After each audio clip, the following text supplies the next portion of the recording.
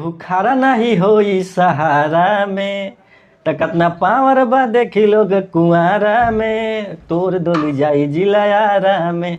तो दोस्तों गोलू यादव या नए राइटर का लिखा हुआ गाना और खेसारी लाल यादव का यह गया वो गाना ने तहलका मचा दिया होली के सुबह सुबह ही। जी हाँ, होली के बीतते ही सुबह सुबह धमाका आरा में, जो कि खेसारी लाल यादव जी का यह गाना बहुत ही सुपर डुपर हिट हो चुका है और अभी 6 नंबर ट्रेंडिंग पर मेन पेज में बड़े वाले ट्रेंडिंग में ट्रेंड कर रहा है, जो कि आप बगल के स्क्रीन पर देख पा रहे हैं। 6 नंबर में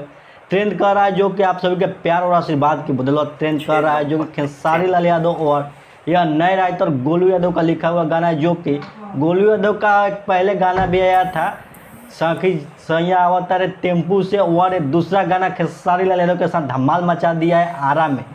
जो कि खेसारी लाल यादव का है कि इतना दम बातें देखी लो कुंवारा में तोड़ डोली जाए जिला आरा में। तो दोस्तों अभी तक आप सब नहीं सुने हैं तो जाकर सुन सकते हैं सारे गामा हम भोजपुरी पर आरा में गाना। तो मिलते हैं आप सभी को एक नए वीडियो के साथ, तब तक के लिए बाय बाय, लव यू।